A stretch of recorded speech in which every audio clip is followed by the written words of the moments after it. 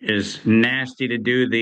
I told people so, but right before the 2008 banking collapse, I actually forecast that between 2024 and 2026, which is exactly where we are, I said that the stock market would be subject to an enormous amount of manipulation of price to cover the bigger financial scandal. And this is back 2007. You can go back and look at it. It's the Arlington Institute speech.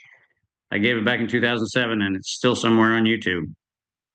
But I talked about what was called the House of Cards. And the House of Cards was a convergence that was going to happen when the United States Treasury and the United States government would realize that the socialist program that was put in place in the 1930s, which was the effort that was done to create a social system called Medicare and Medicaid, we knew, and by the way, it was known when it was established, that it would run out of money.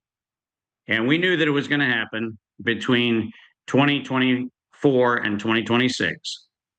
And it turns out that what's happening right now is something that we saw coming in 2007, which was the establishment of a series of events that would lead to two outcomes, Alex. One was we needed to shrink the population above the age of 65. Now, why is that important? Turns out that we knew that we were going to get into a population problem, which is we were going to have more people drawing from Social Security than Social Security could actually pay. And so what the country did was it actually had a bifurcated program. One is create the illusion of financial instability so everybody could find out and have a reason to blame the markets for the reason why all of the money they thought they were going to get from the systems that were put in place in the 1930s, Medicare and Medicaid, Social Security, they were going to, number one, eviscerate that liquidity. And how do you get the public to buy off on it? You tell them, oh my gosh, look, the stock market's falling apart. Oh my gosh, look, we found out that we're $30 trillion in debt. Oh my gosh, all of these things have happened. It's all a smokescreen.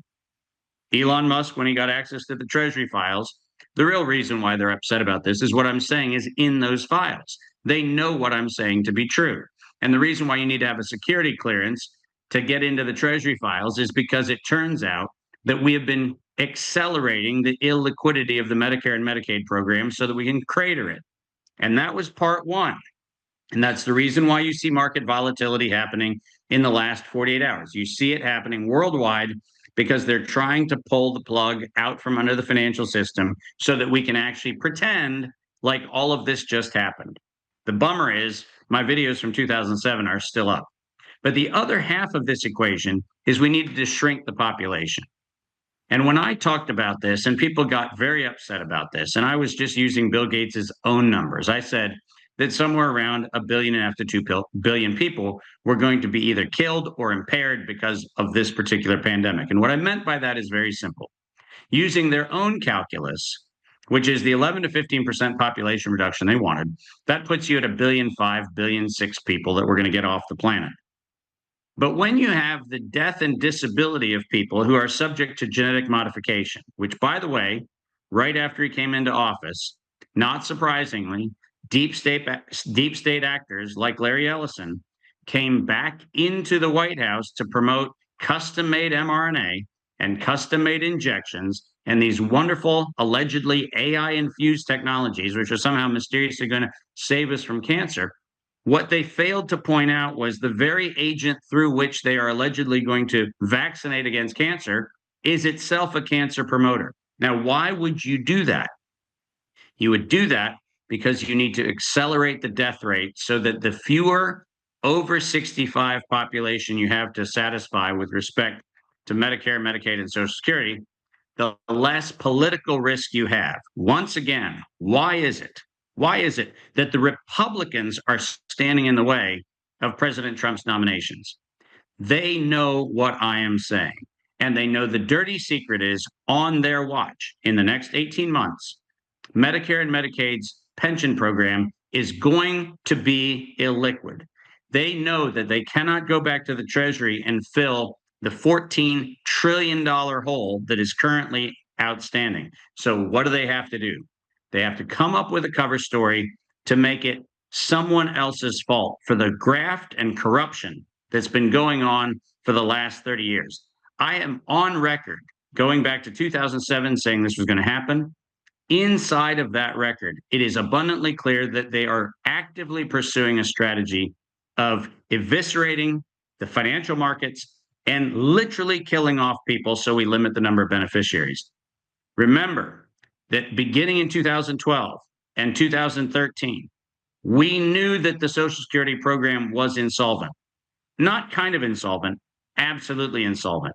And we know that there's something far worse. And this is the piece that people don't understand about the China leverage that's going on right now.